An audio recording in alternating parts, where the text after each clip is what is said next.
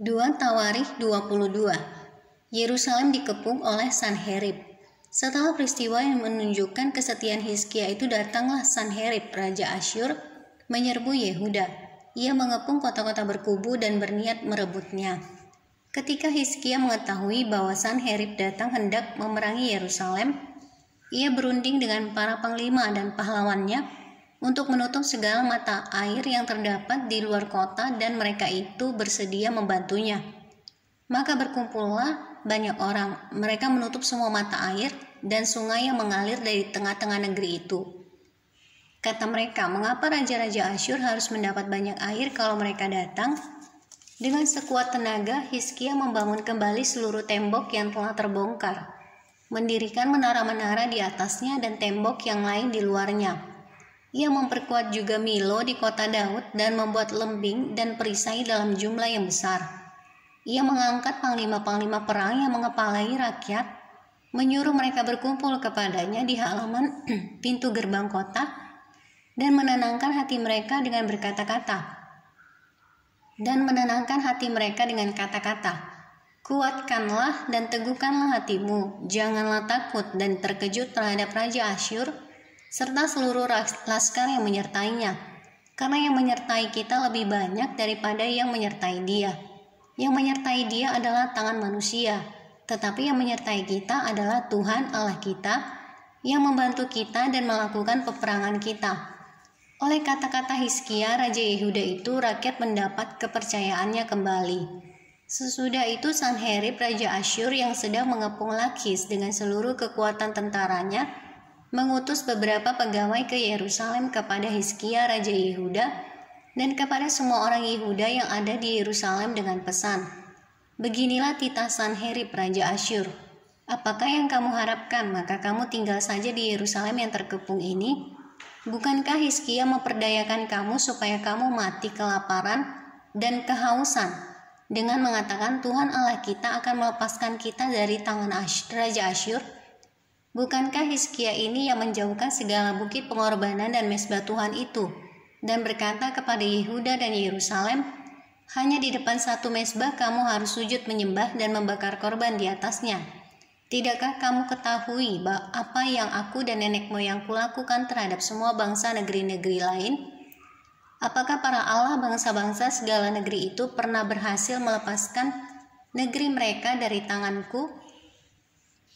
Siapa daripada semua Allah bangsa-bangsa yang sudah ditumpas nenek moyangku itu dapat melepaskan bangsanya dari tanganku? Masakan Allahmu dapat melepaskan kamu dari tanganku? Sekarang janganlah Hizkia memperdayakan dan membujuk kamu seperti ini. Janganlah percaya kepadanya, karena tidak ada Allah dari bangsa atau kerajaan manapun yang dapat melepaskan bangsanya dari tanganku dan dari tangan nenek moyangku. Lebih-lebih lagi Allahmu itu takkan dapat melepaskan kamu dari tanganku. Dan masih banyak lagi yang diucapkan pegawai-pegawai Sanherib itu menentang Tuhan Allah dan menentang Hizkia hambanya. Ia menulis juga surat yang penuh cela dan hujat terhadap Tuhan Allah Israel. Bunyinya, sebagaimana para Allah bangsa-bangsa segala negeri lain tidak dapat melepaskan bangsanya dari tanganku, demikian pula Allah Hizkia takkan dapat melepaskan bangsanya dari tanganku.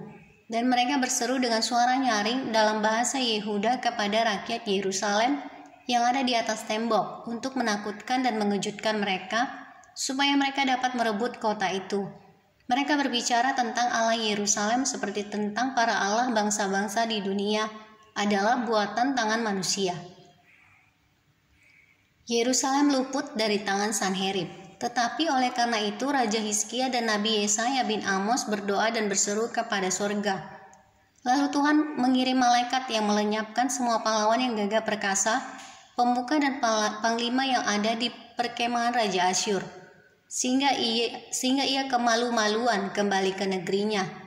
Kemudian ia ditewaskan dengan pedang oleh anak-anak kandungnya sendiri ketika ia memasuki rumah Allahnya.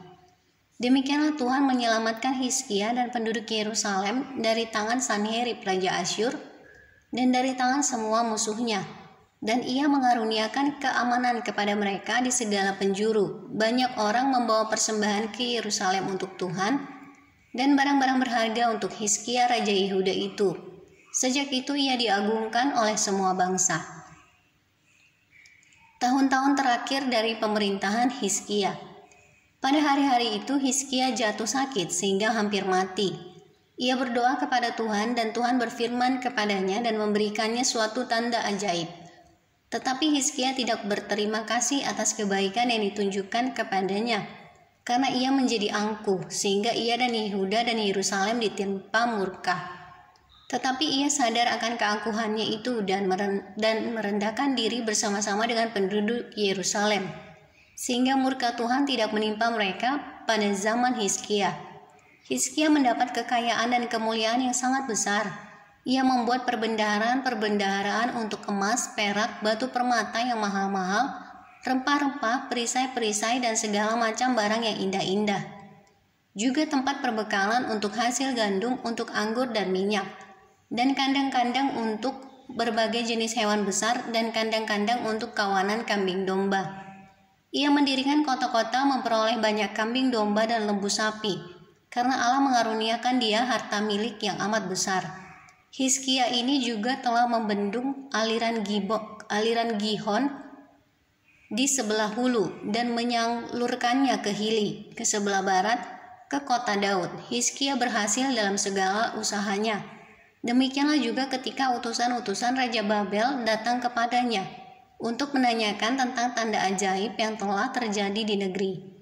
Ketika itu Allah meninggalkan dia untuk mencobainya supaya diketahui segala isi hatinya. Selebihnya dari riwayat Hizkia dan perbuatan-perbuatannya yang setia, sesungguhnya semuanya itu tertulis dalam penglihatan Nabi Yesaya bin Amos dalam kitab Raja-Raja Yehuda dan Israel.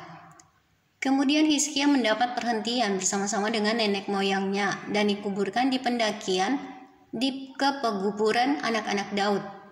Pada waktu kematiannya seluruh Yehuda dan penduduk Yerusalem memberi penghormatan kepadanya, maka Manasye anaknya menjadi raja menggantikan dia.